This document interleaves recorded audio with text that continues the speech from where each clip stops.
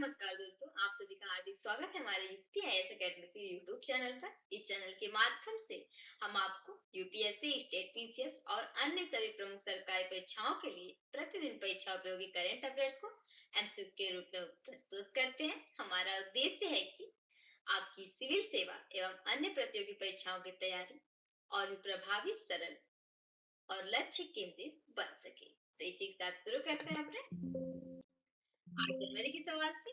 तुम्हारा सवाल था, देखते हैं, विश्व एड्स दिवस हर वर्ष किस दिन मनाया जाता है। क्वेश्चन है हमारा, 4 विकल्प दिए इसमें, देखते हैं। पहला विकल्प है इसमें 29 नवंबर, दूसरा विकल्प है 30 नवंबर, तीसरा है 1 दिसंबर और चौथा है 2 दिसंबर। तो विश्व एड्स दिवस इसकी बात करें तो ये 1 दिसंबर को हर वर्ष मनाया जाता है। अब इसकी शुरुआत देखें, ये कब से हुई, तो ये 1988 से इसकी शुरुआत हुई थी। इस दिन को मनाने का उद्देश्य है कि HIV एड्स के प्रति लोगों को जागरूक करना। इस बीमारी से जान गंवाने वाले बहुत हैं, तो लोगों को याद करना और एड्स की रोकथाम और इलाज के बारे में जानकारी फैलाना, ये इसके मुख्य उद्देश्य हैं। और यह दिवस जो कि विश्व स्वास्थ्य संगठन मतलब WHO द्वारा मान्यता प्राप्त है, जो कि वैश्विक स्वास्थ्य अभियानों में शामिल है। शुरू करते हैं आज के सवाल से। तो आज का सवाल है हमारा कि क्षेत्रीय AI प्रभाव सम्मेलन 2026 की मेजबानी किसने की। क्वेश्चन है हमारा, 4 विकल्प है इसमें, देखते हैं। पहला है कि उत्तर प्रदेश, दूसरा है राजस्थान, तीसरा है मध्य प्रदेश और चौथा है गुजरात। तो क्षेत्रीय AI प्रभाव सम्मेलन 2026 की मेजबानी राजस्थान ने की, तो इसमें से दूसरा विकल्प सही हो जाएगा आपका। अब बात करें इसके मुख्य फोकस क्षेत्र की, मतलब कि कौन सा क्षेत्र फोकस किया गया, तो ये AI आधारित शासन और सार्वजनिक सेवाएं, AI से नवाचार अवसंरचना विकास, युवाओं के लिए कौशल विकास और रोजगार, और नैतिक और जिम्मेदार AI का उपयोग। इसमें क्या है, इस सम्मेलन के उद्देश्य है कि शासन, बुनियादी ढांचे, नवाचार और रोजगार में AI की इसकी भूमिका पर चर्चा। और अश्विनी वैष्णव जो कि इन्होंने घोषणा की है कि 10 लाख युवाओं को AI प्रशिक्षण दिया जाएगा। अगला सवाल है हमारा कि zero forex diamond reserve credit card किस बैंक ने लॉन्च किया है। तो 4 विकल्प है इसमें। पहला है SBI, दूसरा है HDFC और तीसरा है IDFC फर्स्ट बैंक, चौथा है ICICI बैंक। तो zero forex diamond reserve credit card इसकी बात करें तो ये IDFC फर्स्ट बैंक ने लॉन्च की है। तीसरा विकल्प सही जाएगा यहाँ से।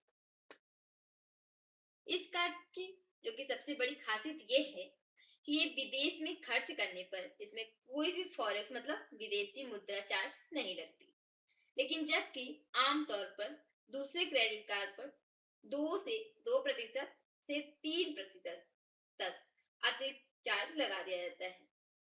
लेकिन यह कार्ड खास तौर पर उन लोगों के लिए बनाया गया है जो विदेश यात्रा करते हैं और इंटरनेशनल वेबसाइट से खरीदारी करते हैं। इस कार्ड की जो कि सालाना फीस देखें तो ये 3,000 प्लस GST है, लेकिन अगर कोई व्यक्ति साल में 6 लाख खर्च कर देता है तो अगले साल की फीस माफ की जाती है इसकी। इस कार्ड के साथ जो कि यात्रा बीमा, लाउंज एक्सेस और रिवार्ड पेमेंट्स, जो रिवार्ड पॉइंट्स जैसी सुविधाएं भी मिलती हैं, जिससे यह कार्ड जो कि फ्रीक्वेंट ट्रैवलर्स के लिए बहुत फायदेमंद बन जाता है। ये था इससे संबंधित बातें। अगला सवाल है हमारा कि हेल्थ इंश्योरेंस इकोसिस्टम के लिए CEO के रूप में एस प्रकाश को किस संस्था ने संयुक्त किया है। तो 4 विकल्प है इसमें। पहला है कि भारतीय रिजर्व बैंक मतलब RBI, दूसरा है बीमा विनियामक एवं विकास प्राधिकरण, तीसरा है जनरल इंश्योरेंस काउंसिल और चौथा विकल्प है जीवन बीमा निगम मतलब LIC। तो भी हेल्थ इंश्योरेंस इकोसिस्टम के लिए CEO के रूप में एस प्रकाश को जनरल इंश्योरेंस काउंसिल, तीसरा विकल्प हो जाएगा, नियुक्त किया है और इस पद को को बनाने के उद्देश्य की बात करें तो इस पद का उद्देश्य है कि बीमा कंपनियों और अस्पतालों के बीच जो कि अच्छा तालमेल बने, बीमा क्लेम मतलब कि दावा निपटाने से जुड़े झगड़े कम हो और फ्रॉड गलत बिलिंग पर रोक लगे। ये इसके कुछ उद्देश्य हैं। इसमें क्या है कि पॉलिसी धारकों को बेहतर और तेज सेवा मिले, ये सभी इसके मतलब मेन उद्देश्य हैं। और इसमें क्या है कि इस प्रकार का काम होगा, ये मतलब इनका वर्क देखे कि ये क्या करेंगे, तो ये इलाज के नियमों को एक जैसा बनाएंगे और शिकायतों के समाधान के लिए जो कि साझा सिस्टम तैयार करें और पूरे हेल्थ इंश्योरेंस सिस्टम में भरोसा और पारदर्शिता बढ़ाएं। ये इनके काम होंगे। अगला सवाल देखते हैं अपना।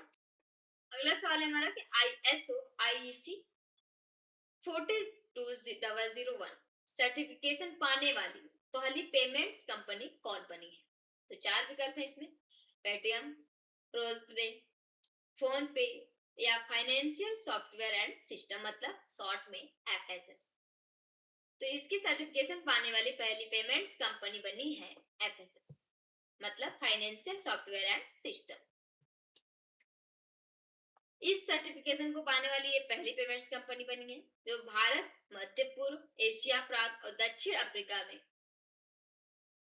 ये पहली कंपनी। ये ISO IEC 42001 का मतलब है कि ये कंपनी AI आर्टिफिशियल मतलब आर्टिफिशियल इंटेलिजेंस का नैतिक, जिम्मेदार और विश्वसनीय तरीके से उपयोग कर रही है कंपनी। डिजिटल पेमेंट में AI का इस्तेमाल क्या है कि फ्रॉड पकड़ने, ट्रांजैक्शन की निगरानी और जोखिम पहचानने में जैसे काम में होता है, इसलिए यह सर्टिफिकेशन जो कि बहुत महत्वपूर्ण होता है। अगला सवाल है हमारा कि मूल्य आधारित शिक्षा के लिए संस्कारशाला कार्यक्रम का शुभारंभ किसने किया है? क्वेश्चन है हमारा, 4 विकल्प है इसमें, असम के मुख्यमंत्री, दूसरा है केंद्रीय शिक्षा मंत्री, तीसरा है लक्ष्मण प्रसाद आचार्य और चौथा है असम शिक्षा सचिव। तो मूल्य आधारित शिक्षा के लिए संस्कारशाला का कार्यक्रम शुभारंभ ये लक्ष्मण प्रसाद आचार्य ने किया है जो कि असम के राज्यपाल हैं। ये इन्होंने गुवाहाटी में बच्चों के लिए जो कि संस्कारशाला कार्यक्रम का शुभारंभ किया है। इस संस्कारशाला के उद्देश्य से देखिए, मतलब किस उद्देश्य से, सबके उद्देश्य होते हैं ना, वैसे किस उद्देश्य से इसे इस कार्यक्रम को शुभारंभ किया गया है। तो ये बच्चों को नैतिक शिक्षा देना, भारतीय सांस्कृतिक मूल्य सिखाना और बच्चों में जिम्मेदारी और अच्छे संस्कार विकसित करना। और ये किस उम्र के बच्चों के लिए? तो ये कार्यक्रम 4 से 14 साल के बच्चों के लिए किया गया है और इसके कुछ उद्देश्य थे ये। अगला सवाल देखते हैं अपना। अगला सवाल है हमारा कि सिडनी में खेले गए अभी एशेज टेस्ट में 134 साल पुराना रिकॉर्ड तोड़ने वाली टीम कौन सी थी? क्वेश्चन है हमारा, 4 विकल्प है इसमें, इंग्लैंड, भारत, दक्षिण अफ्रीका या ऑस्ट्रेलिया। तो सिडनी में खेले गए एशेज टेस्ट में 134 साल पुराना रिकॉर्ड तोड़ने वाली टीम ऑस्ट्रेलिया। चौथा विकल्प से जाएगा ऑस्ट्रेलिया ने, जो कि द एशेज के 5वें टेस्ट में सिडनी क्रिकेट ग्राउंड पर ये इतिहास बनाया है। और ये ऑस्ट्रेलिया ने जो कि एक ही पारी में 50+ रन की 7 साझेदारियां बनाई। इससे पहले इंग्लैंड ने भी की थी, जैसे 1892 में इंग्लैंड ने 6 साझेदारियां बनाई थी, लेकिन अब ऑस्ट्रेलिया ने क्या किया है कि 7 साझेदारियां बनाकर इस रिकॉर्ड को तोड़ा है। ऐसा एशेज के जो कि 134 साल के इतिहास में पहली बार हुआ है। अगला सवाल देखते हैं हम इसी के साथ। तो अगला सवाल है हमारा कि हाल ही में काउंसिल फॉर लेदर एक्सपोर्ट्स मतलब CLA के चेयरमैन का पदभार किसने संभाला है? तो 4 विकल्प है इसमें, संजय कपूर, रमेश कुमार जुनेजा, अशोक हिंदुजा या अजय सहाय। तो काउंसिल फॉर लेदर एक्सपोर्ट्स इसके चेयरमैन का पदभार संभाला है रमेश कुमार जुनेजा ने। यहाँ से दूसरा विकल्प से हो जाएगा। बात कर लेते हैं CLA की। CLA होती क्या है? CLA यह एक वाणिज्यिक एवं उद्योग मंत्रालय द्वारा समर्थित संस्था है। इसका काम होता है कि भारत के चमड़ा, फुटवियर और चमड़ा उत्पादों के निर्यात को बढ़ावा देना। और यह जिम्मेदारी जो कि चेन्नई में हुए CLA की 184वीं समिति बैठक के दौरान ली गई है, जो कि पदभार और संभाला किसने है? रमेश कुमार जुनेजा ने। ये 40 साल से अधिक समय से जो कि चमड़ा उद्योग से जुड़े थे और ये जेसी ग्रुप के संस्थापक है। और CLI से उनका जुड़ाव जो कि 15 साल से ज्यादा का है। अगला सवाल देखते हैं अपना। अगला सवाल है हमारा कि हाल ही में वैश्विक अनुसंधान फाउंडेशन मतलब ग्लोबल रिसर्च फाउंडेशन की शुरुआत किस संस्था द्वारा की गई है? एक क्वेश्चन है हमारा। 4 विकल्प है इसमें। भारतीय प्रौद्योगिकी संस्थान जो कि मद्रास, दूसरा है भारतीय प्रौद्योगिकी संस्थान दिल्ली, तीसरा विकल्प है भारतीय अंतरिक्ष अनुसंधान संगठन ये इसरो, या चौथा है नीति आयोग। तो बिहार की बात है वैश्विक अनुसंधान फाउंडेशन की शुरुआत भारतीय प्रौद्योगिकी संस्थान मद्रास मतलब IIT मद्रास ने इस फाउंडेशन की शुरुआत की है। तो पहला विकल्प सही हो जाएगा। यहाँ से बात कर लेते हैं इसके उद्देश्य की। इस फाउंडेशन के उद्देश्य की तो ये अंतरराष्ट्रीय स्तर पर जो कि रिसर्च को बढ़ावा देना और नए वैज्ञानिकों और तकनीकी समाधान को विकसित करना और वहीं भारत को वैश्विक अनुसंधान में मजबूत बनाना, ये कुछ इसके उद्देश्य थे जो कि इम्पोर्टेंट है। इसी के साथ अगला सवाल देखते हैं अपना। अगला सवाल है हमारा कि हाल ही में Taimur air launch cruise missile का सफल परीक्षण किस देश द्वारा किया गया? 4 विकल्प है इसमें। देखते हैं भारत, चीन, पाकिस्तान या ईरान। तो इसमें सही विकल्प है Pakistan. Taimur air launch cruise missile का सफल परीक्षण किस देश द्वारा किया गया? तो ये पाकिस्तान द्वारा। यह मिसाइल जो कि हवाई जहाज से छोड़ी जाती है और ये लंबी दूरी तक सटीक निशाना मतलब सही निशाना लगाने में सक्षम होती है और इस परीक्षण का उद्देश्य है कि देश की रक्षा क्षमता को और मजबूत करना। बात करते हैं पाकिस्तान की। मैप और बात करें कैपिटल की इसकी तो ये है इस्लामाबाद।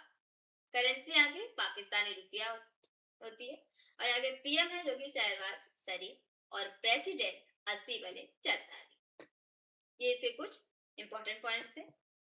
अगला सवाल देखते हैं। अगला सवाल है हमारा कि हाल ही में जिन पूर्व विश्व बिलियर्ड्स चैंपियन का जनवरी 2026 में निधन हुआ वे कौन थे? यह है विलियम चैंपियन। तो अब देखते हैं 4 विकल्प है इसमें। पंकज आडवाणी, गीता पिल्लई, तीसरा है मनोज कोठारी और चौथा है सौरभ घोषाल। तो बात करें इनके नाम की तो ये मनोज कोठारी तीसरा विकल्प हो जाएगा। यहाँ से ये जनवरी 2025 में इनका निधन जो कि 67 वर्ष की उम्र में तमिलनाडु के तिरुनेलवी वैली में निधन हुआ है इनका। और ये 2 बार जो कि विश्व बिलियर्ड्स चैंपियन रहे हैं और 2 बार मतलब एक बार 1990 में जो कि IBSF विश्व बिलियर्ड्स चैंपियन बने और दूसरा है कि 1997 में विश्व युगल बिलियर्ड्स खिताब जीता था इन्होंने।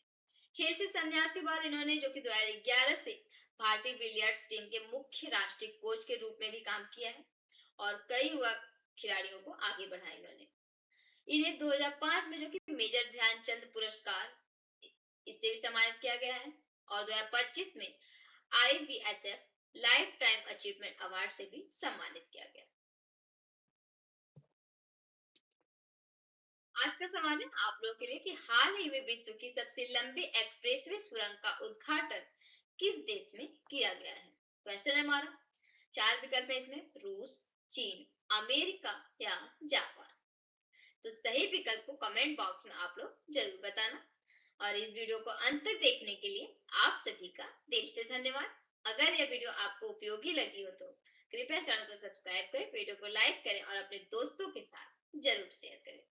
साथ ही युक्ति ऐप डाउनलोड भी कर लें जहां आपको पूरा सिलेबस मिलेगा। डेली MCQs और करेंट अफेयर्स वो भी हिंदी और इंग्लिश दोनों में है और कोई भी महत्वपूर्ण अपडेट आपसे छूट न जाए इसलिए टेलीग्राम, इंस्टाग्राम और फेसबुक पर भी फॉलो कर लें। युक्ति IAS ऐप और सभी सोशल मीडिया के लिंक आपको वीडियो के डिस्क्रिप्शन में मिल जाएंगे आसानी से। तो आपकी सफलता ही हमारा संकल्प है। धन्यवाद।